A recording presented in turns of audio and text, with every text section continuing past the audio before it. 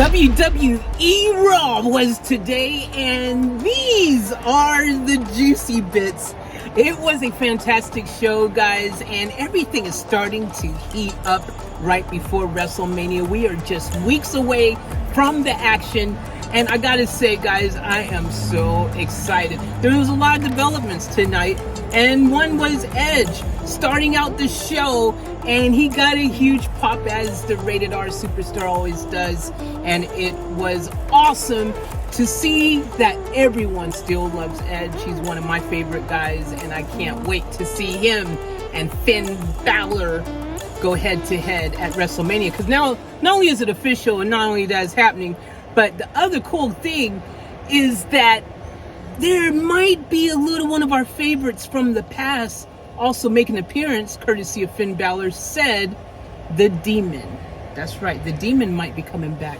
The Demon persona, because Edge says, I'm going to send you to hell. And Finn says, I've already been there, and hell couldn't hold my demons. So guess what?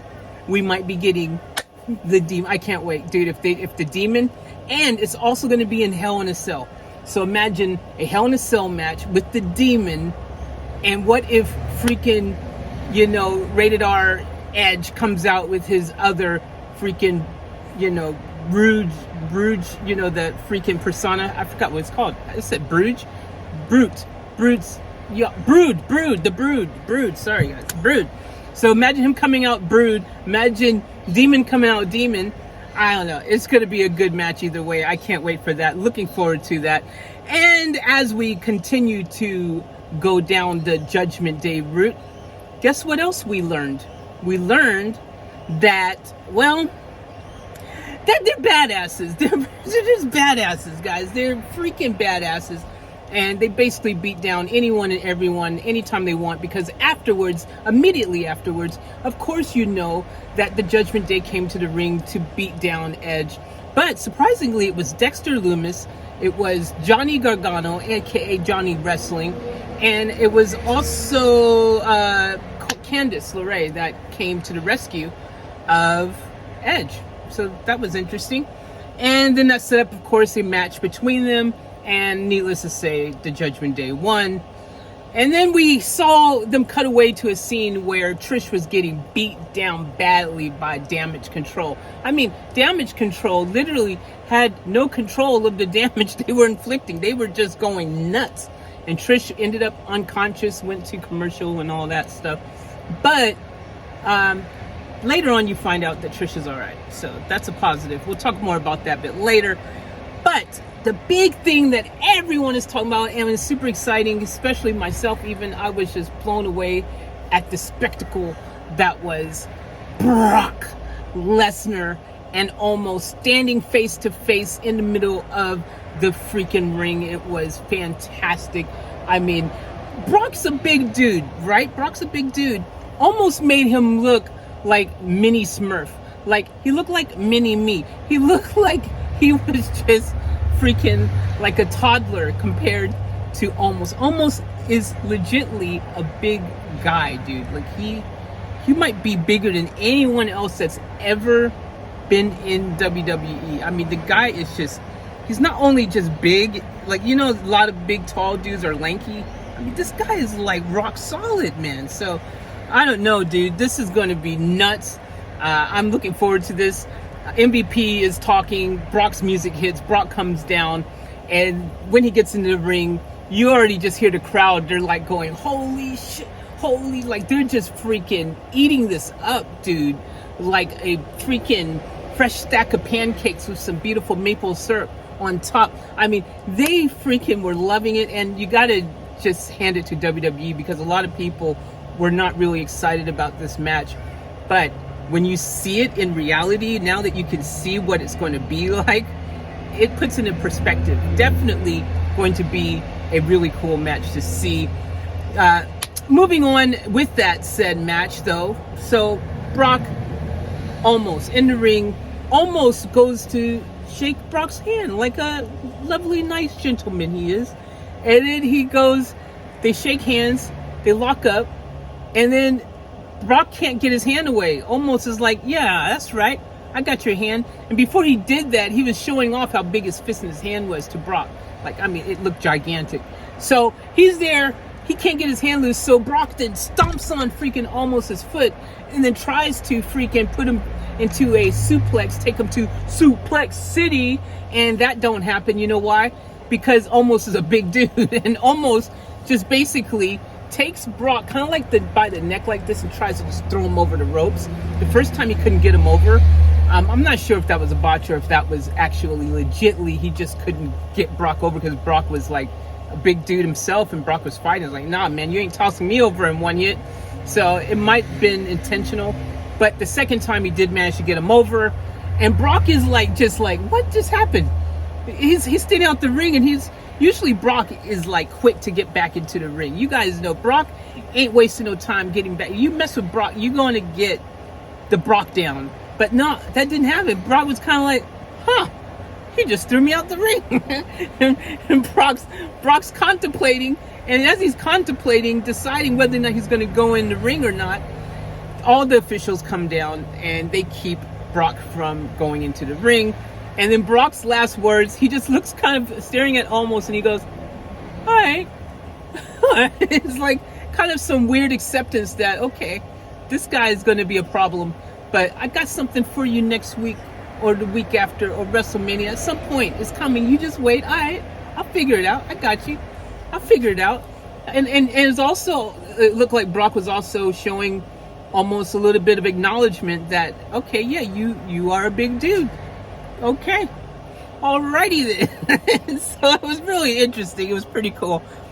Really cool. I think the crowd really loved that. And I think everyone's looking forward to this match now. It was crazy because then after that happened, like Brock just walked away. He just walked back up the ramp. It's like, that's not like Brock. Usually we're used to seeing Brock freaking be the one who, you know, is dealing the last blow and not getting owned. Like, he got owned, bro. He got owned. It was so good. So I highly recommend you watch that part of Raw. That was just crazy.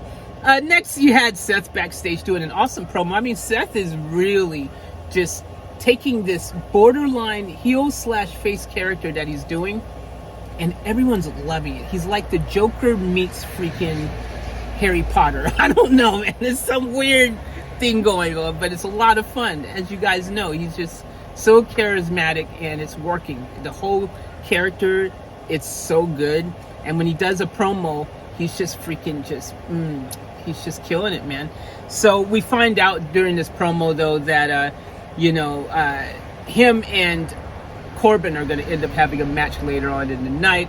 Needless to say, we're not going to spend any much time talking about that because, of course, Corbin lost. And what happened was, the cool thing about that loss, though, it was kind of cool because Seth used Miz as a stomping stone, if you will.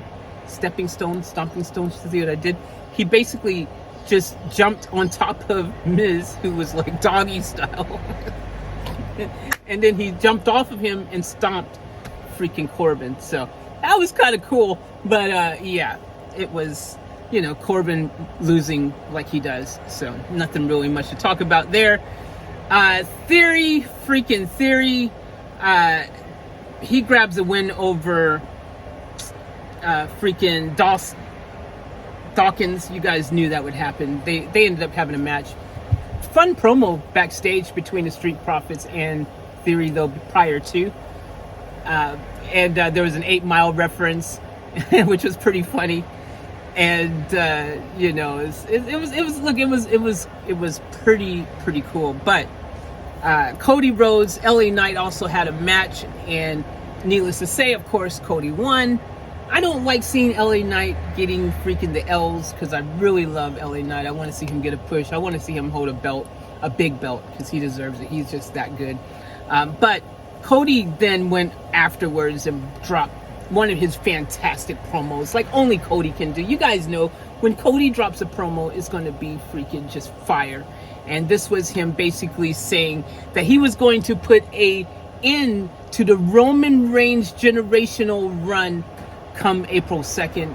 Cody's going to be the new Universal Undisputed WWE Champion. It was just fire promo. And he made you believe it. I believe it's going to happen because Cody, he said it. And I believe Cody. His promos are that good. You can't doubt Cody, man. I'm really loving Cody being back in WWE now. This is the best Cody we've ever had, needless to say. Everyone must be in agreement to that. The American Nightmare. A few moments later. Alright, sorry guys, we are back. My camera overheated, and let's get back into this. And let's be as quick as we can so it doesn't overheat again. I had to stick it in the freezer to get it to cool down. So hopefully, fingers crossed, it doesn't overheat again, then we can get this done. Alright, moving on. Rey Mysterio. Of course, he comes out and does a great little spiel. But before he can finish his doing so, Dominique comes out and wants to do a spiel of his own. And next thing you know, it is Dominique saying, come on, Rey, you and me, WrestleMania. And, of course, Rey Mysterio still not wanting to hit his son, not wanting to be in that type of situation with him, says no. He walks away. Dom keeps egging him on. Looks like one moment Rey's thinking about it, but then he's like not, and he just walks up the ramp. So we will get that match, though. It's going to happen. It's a given. They're building the story. I'm enjoying it. And I'm sure we'll see it at WrestleMania. So, that being said, Trish is okay. As I said earlier, Trish is okay. She's backstage with Becky and Lita. They're pissed off. And Trish says all they managed to do was piss her off. She's, been hit harder than that. And so we get that segment. And they're basically, they're pissed off. They're going to be doing some of their own damage controlling, if you know what I mean. So moving on, the funny thing, the whole show, Otis was missing. Everyone's like, have you seen Otis? Have you seen Otis? Blah, blah, blah. Gable's going around showing a sign and asking people, have you seen Otis? Well, finally, it is shown Otis around the corner, just where Ali said he would be, basically in the cryptic way. And he's getting a photo shoot, Maximum Male Models photo shoot. and then Gable's like, oh, I can make some time. I'll come in here and just shoot together. And then, basically, he was so ugly the camera broke. That's what they said. So, anyways, I got the hiccups now too, man. Lord have mercy.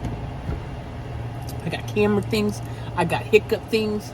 I should have probably took my time eating that curry, though. But look, that curry was good, though. I ain't going to tell you it wasn't good because y'all don't even know what I'm talking about. But, that chicken curry was Japanese chicken curry. If you ain't had it, go try some. All right, continuing. Long story short, that happened. I would like to see Otis probably join up with the Maximum Male Models because it's funny. It's just hilarious. I don't know what you're going to do with Gable. But hey, Gable's able.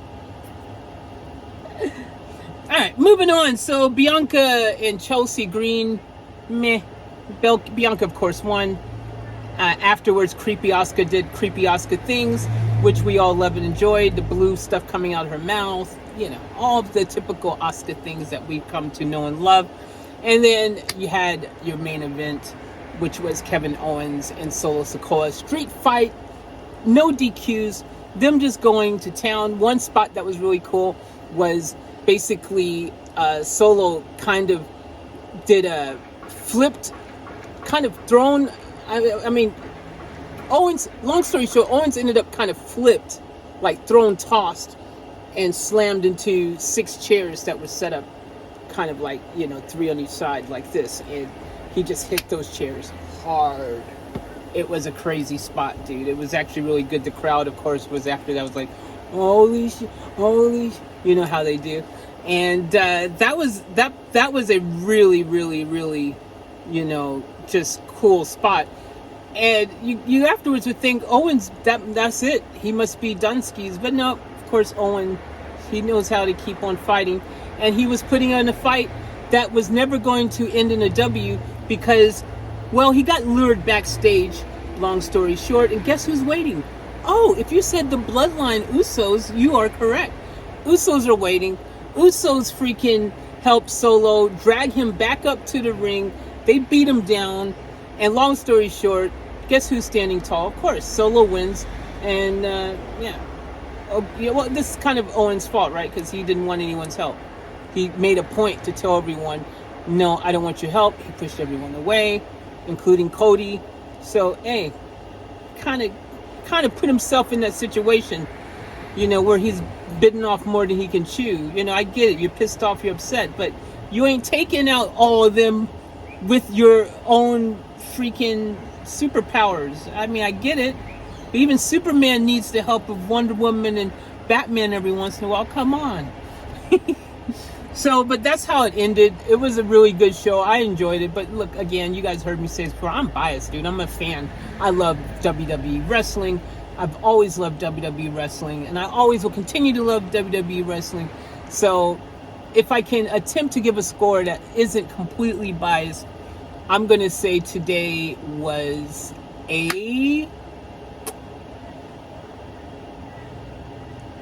going to go with 7.52 is the score out of 10. So there you go. That's my review of the juicy bits from this episode of WWE Raw. Make sure you subscribe. Give me the thumbs up. This is our third The Juicy Bits, and it seems like you guys are enjoying it, so thank you. And make sure you drop some comments below, and I'll catch you on the next Juicy Bits episode, okay? All right, love you guys. Peace out, and remember to always keep it off tap. I'm falling. Tell me why